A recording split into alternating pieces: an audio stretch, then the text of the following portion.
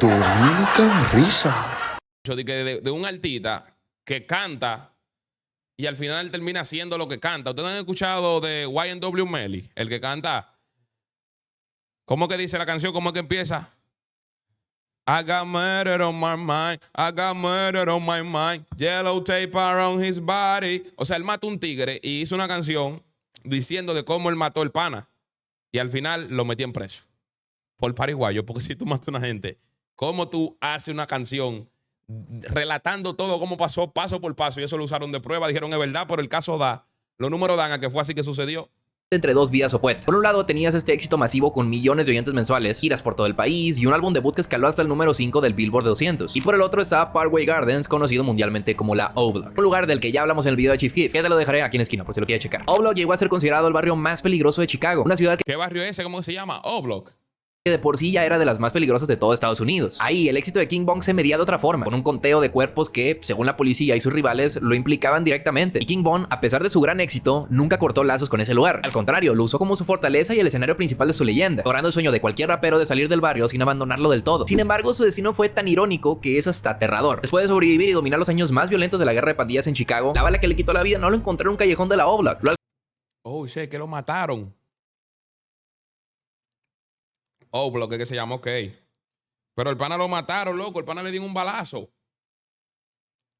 Alcanzó durante una pelea trivial y espontánea en Atlanta. El hombre que toda su vida planeaba sus movimientos con cuidado, con ojos en la espalda, murió por un error impulsivo. Ese final abrupto no solo dejó en shock al mundo del hip hop, sino que también planteó la pregunta definitiva sobre su legado. ¿Fue un genio criminal que finalmente cometió un error o simplemente un hombre atrapado en un ciclo de violencia que Pero espérate, ¿cuál fue el error? ¿Cómo fue que la bala lo alcanzó? Una pelea trivial y espontánea en Atlanta. El hombre que toda su vida planeaba sus movimientos con cuidado, O sea, simplemente estaba peleando y le dieron un fuetazo. con ojos en la espalda, murió por un error impulsivo. Ese final abrupto no solo dejó en shock al mundo del hip hop, sino que también planteó la pregunta Oye, este tigre que se parece a Braulio Fogón. definitiva sobre su legado. ¿Fue un genio criminal que finalmente cometió un error o simplemente un hombre atrapado en un ciclo de violencia que él mismo ayudó a que terminara con su vida? Ahora sí que tienes una idea de por dónde van los tiros. Repasemos el pasado de King Von y cómo es que llegó su legado a ser lo que es hoy, comenzando por el lugar que lo vio nacer.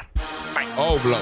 Para entender a King Von, primero hay que entender a O-Block. Él tiene una cadena y de todo, míralo ahí. Bueno, tenía. Antes de ser el escenario de sus videos musicales, los apartamentos de Parkway Gardens eran el corazón del territorio de los Black Disciples, una de las pandillas más notorias de Chicago. Para el joven Davion Bennett, la violencia no era una elección, sino que era una herencia. Su padre, Walter Seal Bennett, era una figura legendaria en la pandilla, respetado y temido en las calles de Ada Park. Y debido a sus constantes entradas y salidas de prisión, Seal fue un padre ausente en la vida de King Von. Aún así, en 2005, cuando Davion tenía solo 11 años, su padre fue asesinado a tiros, un crimen Oye, esa vaina, mano.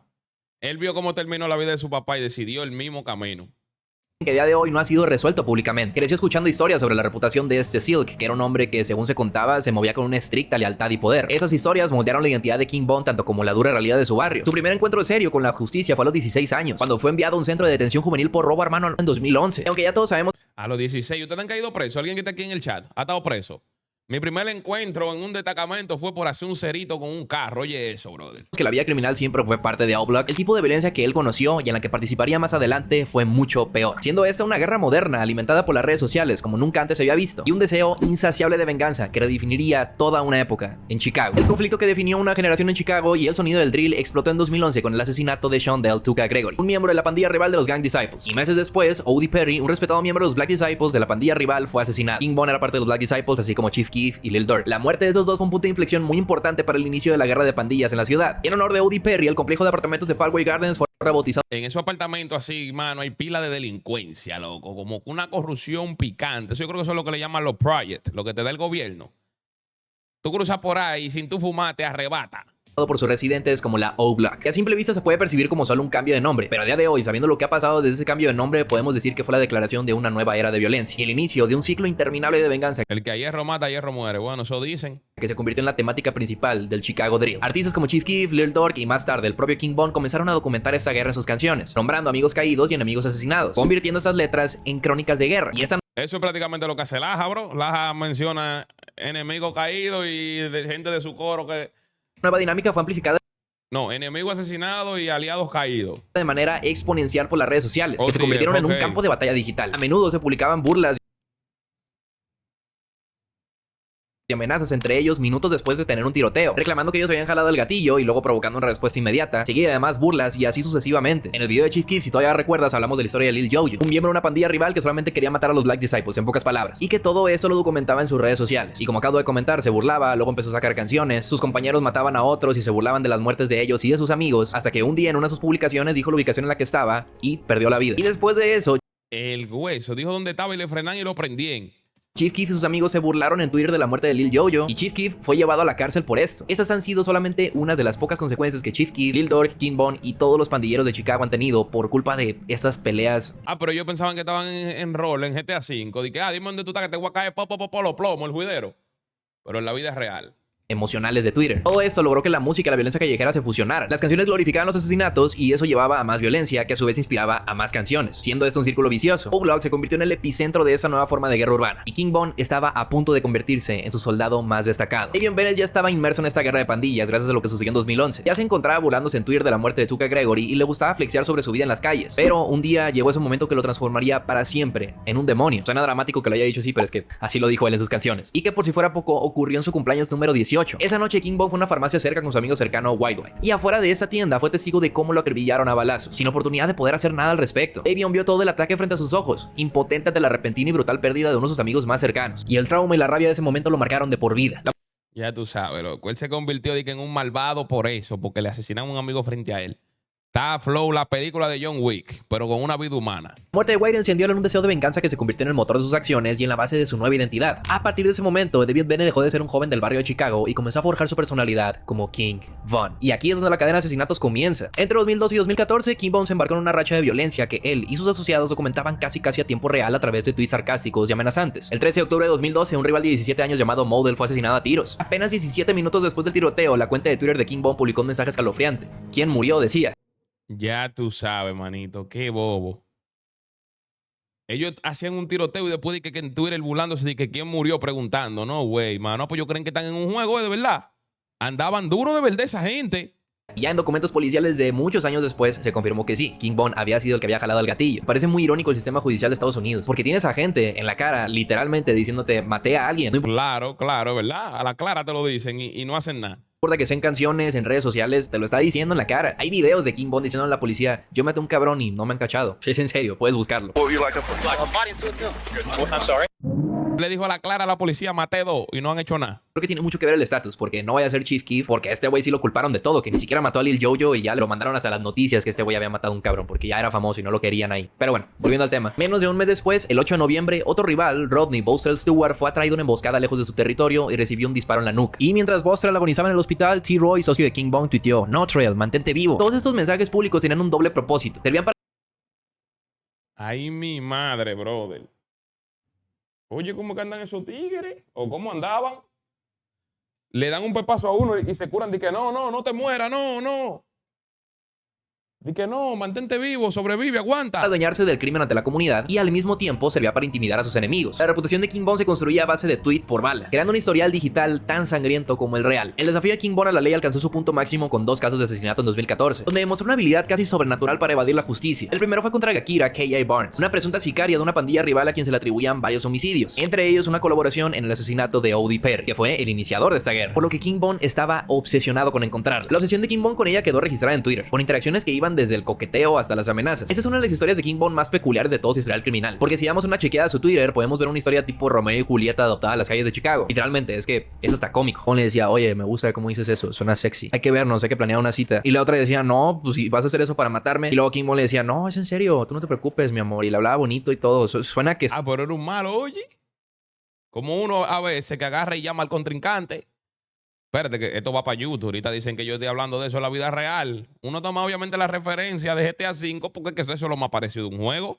Eso es lo más parecido a un juego. Ese nivel de violencia y de tigueraje nada más se ve en un juego porque uno no cree que en la calle, que en la vida real eso sea posible. Estoy exagerando, pero es que es cierto. Tenemos también que tener en cuenta que cualquier libro o carrera de psicología que alguien haya estudiado o que conozca aquí no aplica. Hay cientos de tweets donde se dan ese tipo de interacciones. Pero ya, para no hacerte el cuento largo, KI en un día común de intercambios de tweets lanzó un mensaje diciendo, al final todos morimos, seguido de la ubicación en la que estaba, que curiosamente estaba solo un par de... Al final todos nos morimos, todo el mundo se va a morir. Eso se lo copian a Donati de una canción, cuidado. cuadras de la O-Block. Y ya sabemos todos lo que pasó con Lil Jojo cuando reveló su ubicación. Así que cuando Gakira Barnes fue asesinada a tiros en abril y que empezaron a salir decenas de tweets de raperos felicitando a King Von por realizar dicho acto, las calles y el sistema judicial voltearon a verlo. Y gracias de nuevo a la ridiculez de la policía de Chicago, salió ileso. Mientras las calles celebraban la muerte de K.I., King Von seguía tuiteando de una forma cada vez más agresiva y más intimidante. Cuando me levanto, lo único que pienso es en matar. Voy a tener tus sesos en mis piernas. Mi única competencia es mi hermano T-Roy porque somos los más letales de la calle. Y muchas otras frases más. Pero por fin, llegaría un alto por parte de la policía a toda esta cadena de asesinatos. Al menos por un tiempo. Un mes después, en mayo de 2014, King Von se vería implicado en otro asesinato.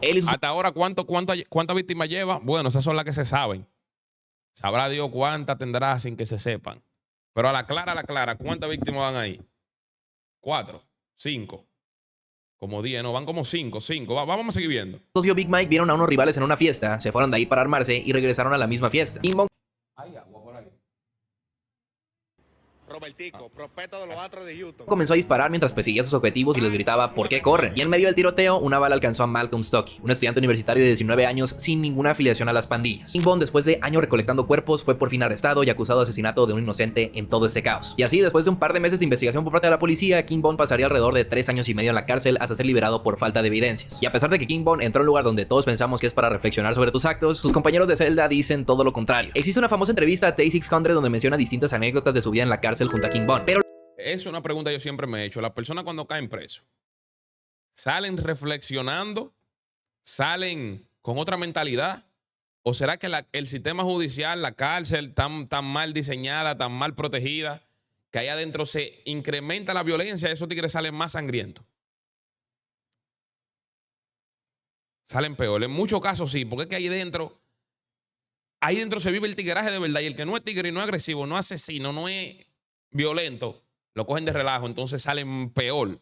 Eso es lo que yo entiendo en la mayoría de casos. las dos cosas que más llaman la atención de dicho video es que menciona cómo King Von buscaba la pelea todo el tiempo y que King Von era como era porque simplemente no le importaban las consecuencias, sin importar el lugar a donde fuera. Aunque fuera a la cárcel, él iba a seguir siendo una amenaza. Lo que decía es que por lo general cuando alguien va a cometer un crimen lo hace con miedo, sabiendo que corren el riesgo de ir a la cárcel o, peor aún, perder la vida. Pero para King Von todo esto era intrascendente. Ay, Su mi vida madre. estaba tan rota que nada importaba, ni siquiera morir. Es por eso que su apodo de la cárcel fue Grandson o Nieto en español, debido a que su temperamento y su sed de sangre tenía gran parecido con David Barksdale, el fundador de los Black Disciples. Y un momento que lo quebró por completo mientras estaba en la cárcel fue cuando le dieron la noticia de que su mejor amigo T-Roy había fallecido. T-Roy, su amigo del alma, su hermano que no era de sangre, el mejor amigo que le enseñó a cuidarse sus espaldas y que todos los días le hablaba al teléfono de la cárcel jurándole que algún día lo sacaría de ahí. No importaba si tenía que robar o matar, pero él lo iba a sacar. Siendo así que un 14 de febrero, un día de San Valentín, King Von habla con su madre llorando desconsoladamente y contándole la noticia. Pocas veces en su vida King Von se había roto. Incluso él cuenta una historia de cómo estaba dando vueltas constantemente sobre su propio eje allá en la cárcel, en su celda, desfasado o molesto, pero sin llorar, porque pues estaba en la cárcel, no se podía quebrar. Y fue ahí cuando sus amigos llegaron y le preguntaron que qué tenía, que qué había pasado, que por qué se veía tan desfasado después de colgar el teléfono. Tiene que ver la cárcel de Venezuela. Yo creo que la vimos, reaccionamos a eso, ¿verdad, chat? ¿O fue a la de Colombia? Reaccionamos a una cárcel, no recuerdo si fue de Venezuela. Sí, nosotros la vimos. Y fue en ese momento en el que King Von se cayó a pedazos, diciéndoles que su mejor amigo había muerto. And they put their arm around me when I'm like, damn, you good, bro? You good? What's wrong with you, bro? Yeah, I'm good. Ooh, what's wrong? You got fun, man. I'm good, you know? They what happened? I mean, they just killed T-Roy. Ooh, he what? I'm T-Roy. They just killed T-Roy. Oh, I got to break it down on King David. I couldn't help it. They hug me. These some real. These out there, we grown. Bueno, como está perdiendo ritmo, voy a por un Concha vaso de de agua mano. y ahora vengo. Después de eso podemos concluir que en ambos casos King Von salió libre a pesar de las sospechas y los testimonios en su contra. O sea, él mató a una persona, lo acusaron y nada más le dieron 3 años por falta de prueba. Contra que hay uso oficial de libertad condicional como una coartada perfecta, aunque ya después en documentos desclasificados del 2021 lo nombraron oficialmente como el asesino. Y bueno, contra el caso de Stockey, la intimidación silenció al testigo clave que lo iba a culpar, saliendo libre tras 3 años y medio, mientras que su compañero recibió 28 años. Para la ley, era inocente, y para las calles, más importante, King Von era intocable. Era una persona que parecía operar por encima de cualquier consecuencia. Fue hasta diciembre de 2017 cuando King Von saldría de la cárcel siendo recogido por sus amigos de la O-Block. De vuelta al ruedo. Después de 3 años y medio en la cárcel, lo primero que hizo King Von fue ir a una tienda de armas y comprarse una pistola y buscar a quien engañar y robar para convertirlo en su próxima víctima. Y ahí Pero ¿cómo que comprarse una pistola? Si una persona acaba de salir de la cárcel, ¿cómo le van a vender una pistola? Aunque en Estados Unidos es muy fácil, en algunos estados, tú compras una pistola, tú vas con tu cédula y te la venden con tu ID. Pero yo imagino que tienen que hacer una investigación. Una persona que acaba de salir de preso, venderle una pistola, mano. Ilegal, bueno, ilegal, imagino yo. Y es cuando Lil Durk entra a la escena.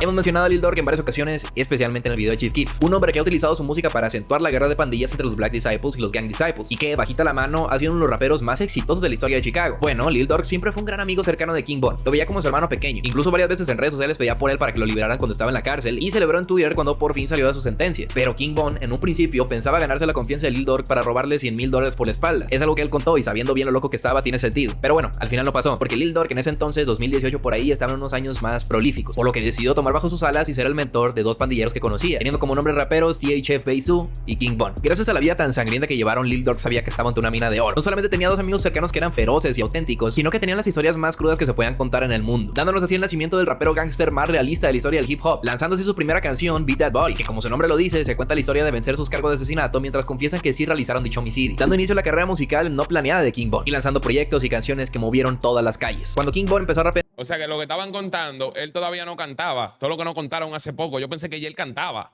en serio, impulsado por su amigo y mentor Lil Durk, sabemos que no se dedicó a contar historias de ficción. Nos empezó a confesar sus crímenes a la vista de todos.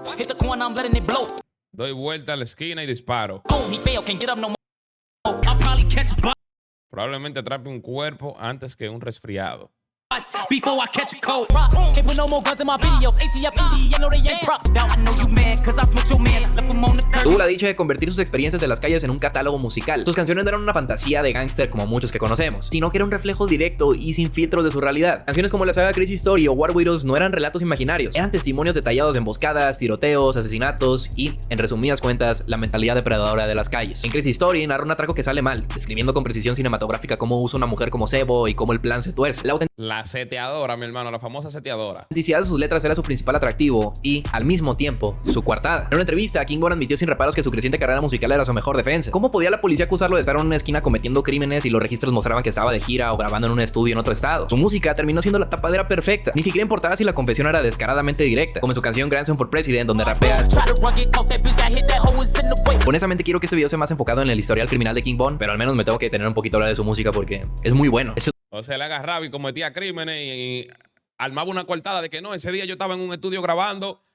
Ya tú sabes. Lo más irónico de todo, es muy bueno. Como mencioné, el álbum debut de estudio fue Welcome to Old, lanzado en 2020, pero la canción que lo hizo explotar fue Crazy Story, lanzada en 2018, y que formó parte de su mixtape debut Grandson Volumen 1. En gran parte la razón por la que King Von le fue tan bien fue gracias a Lil Durk, principalmente porque lo invitaron a los podcasts más grandes del mundo del hip hop con Charlamagne en The Breakfast Club a presentar a este rapero nuevo que nadie conocía, pero que llamaba mucho la atención por la mirada asesina que tenía y porque decía que acababa de salir de la cárcel después de haber sido acusado de matar gente y que se liberó porque, quién sabe por qué, porque Lil Durk le está diciendo voy a caer, te lo no cuentes tanto. Siendo eso la antesala de la canción de Crazy Story que se convirtió en un éxito viral que la vamos a escuchar esa canción ahora. Mira, tiene 143 millones. a día de hoy creo que tiene como 80, 100 millones de vistas, donde sale esta icónica barra del final que marcó toda su carrera, que es: no soy del 63, soy del 62 y 64, representando los números de las calles de las que formaba parte, siendo 62 y 64 las que estaban dentro de Oblak y la 63 la que estaba en Zuccotti, donde vivían los Gang Disciples o sus rivales. Hay un dato muy curioso que se me hace muy cagado y que es, creo que, justicia divina contra este cabrón. Es cuando lanzó ya más adelante en su mixtape de 2020 LeBron James, que fue un éxito masivo y LeBron James.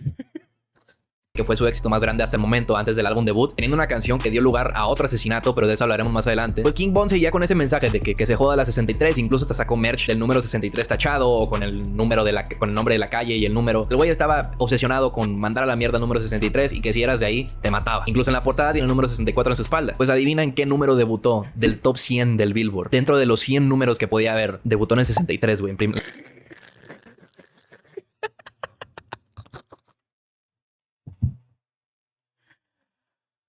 Anda el diache.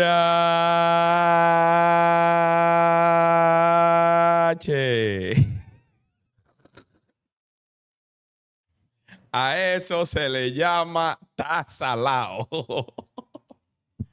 Laura, mi hermano, bajo. Loco, está trabajando, está haciendo un buen trabajo. Tucker to the O. ¿Recuerdas LeBron James? De ahí forma parte. Algo que rápidamente pasó de ser una simple disputa de barrios a una batalla para decidir quién era el verdadero rey de Chicago. Según documentos del FBI revelados durante el juicio de asesinato de FBG Duck, King Von puso una recompensa de $50,000 por la cabeza de su enemigo, que luego aumentó a $100,000, además de cadenas de diamantes como un incentivo extra. King Von prácticamente admitió este acto en su canción Me and Dirty Loop, donde rapea: puse $100,000 y envié a mi chico. Tras el asesinato de FBG Duck en pleno día en una lujosa zona comercial de Chicago en 2020, King Von ni siquiera mostró remordimiento, sino un triunfo descarado.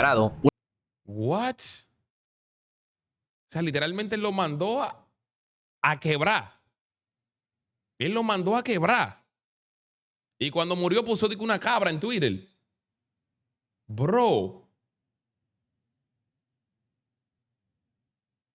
Ay, mi madre. Una vez más, tuiteando un emoji de una cabra, proclamándose como el más grande de todos los tiempos después de haber eliminado a un rival que llevaba años buscando. La evidencia presentada en el juicio federal años después conectó directamente el dinero de King Von con los asesinos. Ya en 2024, 5 miembros de O-Block fueron declarados culpables bajo la ley Rico por llevar a cabo el asesinato que, según los fiscales, fue ordenado y La ley Rico. ¿Cuál es la ley Rico? Que Anuel la menciona. Cuidándome de los endowments y de la ley Rico. Ley Rico. Ley Rico, así que se escribe.